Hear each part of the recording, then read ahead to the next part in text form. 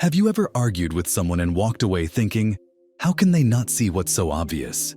Maybe it was about politics, a relationship, or a simple workplace decision. You showed them the facts, laid out your logic, and yet they seemed blind to the truth. But what if that blindness isn't one-sided? What if your own mind quietly edits the world to protect your beliefs, filtering reality before you even notice? Today we're diving into one of the mind's most invisible tricks: confirmation bias.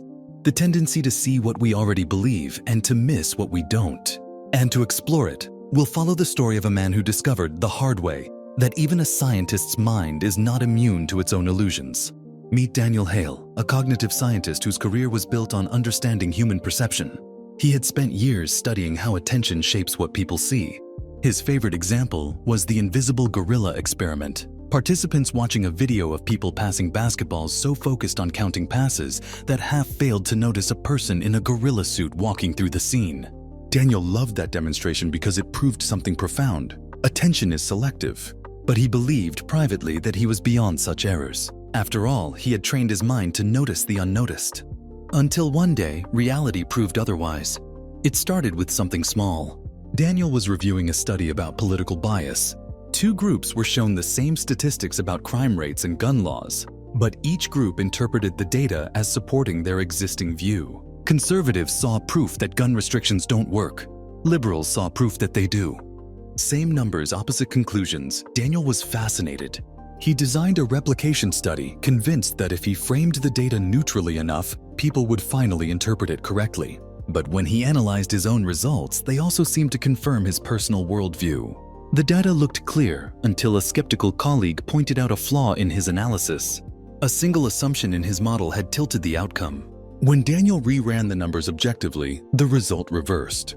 It was a small statistical oversight, but for Daniel, it felt like an earthquake. If his own belief could quietly bias his perception of evidence, how much of the world had he misunderstood? That night, unable to sleep, he walked through the city and began noticing something strange. Political posters, ads, conversations on the street, everything seemed to bend around his expectations. When he believed people were angry, he heard hostility in neutral tones. When he expected support, he saw smiles that weren't there. It was as if his brain was painting over reality in real time, using belief as a brush. He decided to turn the experiment inward. For the next week, Daniel kept a reality log.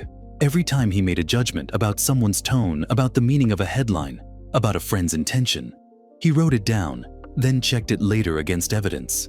The results were humbling. Again and again, he found that his mind had filled in missing details to make reality match expectation. He wasn't lying to himself deliberately. It was automatic, almost protective. The human brain, he realized, doesn't just process reality, it edits it. That's the hidden function of confirmation bias. Your beliefs act like a mental filter that decides which parts of the world deserve attention and which can be safely ignored. It's not because you're irrational, it's because your brain values coherence over truth.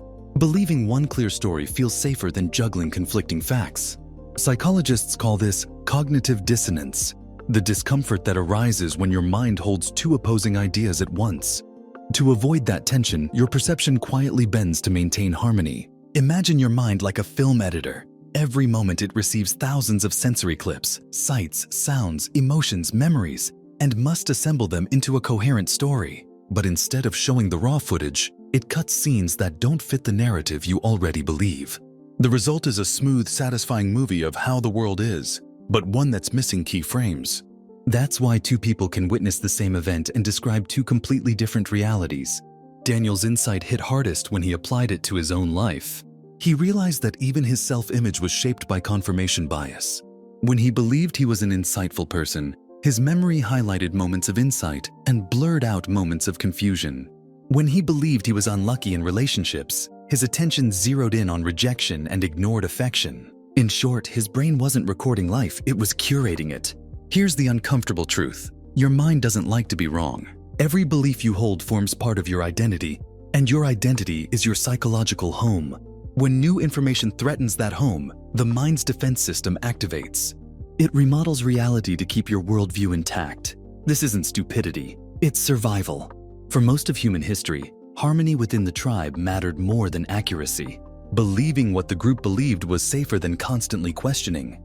The problem is that in the modern world, this same instinct now traps us in echo chambers, fuels misinformation, and blinds us to growth. So how do you see what your beliefs are hiding from you? How do you reprogram perception itself? Daniel developed 3 simple exercises drawn from his research and self-experimentation that anyone can use to retrain the mind's filter. The first is called the opposite evidence drill. Once a day, take one belief, big or small, and deliberately search for evidence that contradicts it. If you believe you're bad at public speaking, watch a recording of a talk where you actually did fine. If you believe your friend ignored you, check whether they might have been distracted or tired. The goal isn't to disprove yourself. It's to teach your brain that conflicting evidence isn't dangerous. The second is the belief mirror. Write down one strong opinion you hold about yourself, about others, about the world. Then ask, what would it mean about me if this were false? This question bypasses logic and goes straight to the emotional root. Often, confirmation bias protects not the belief itself, but the identity it supports. You may resist believing you're wrong about someone because it would mean admitting you misjudged them, or that you were vulnerable. Seeing that emotional layer reduces its power. The third exercise Daniel called raw footage. Once a week, choose a situation you think you understand completely. A recurring argument, a political story, a personal frustration, and pretend you're an alien observing it for the first time. Describe only what you can directly observe without any interpretation. She looked away instead of she was annoyed. He paused before answering instead of he was lying. This practice builds what psychologists call epistemic humility, the awareness that your perspective is just one of many. The more you practice this, the more flexible your perception becomes. Over time, Daniel noticed something remarkable. His world grew larger. Conversations became more interesting.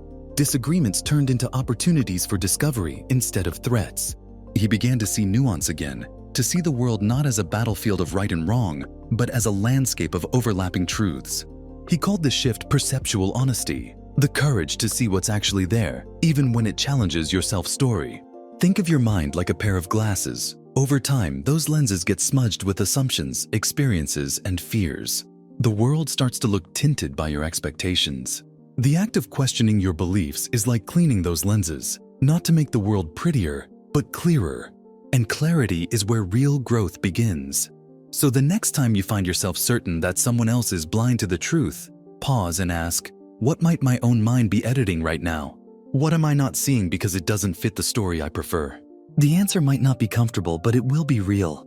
And the moment you start seeing reality without the edits, you gain a kind of freedom that no illusion can offer.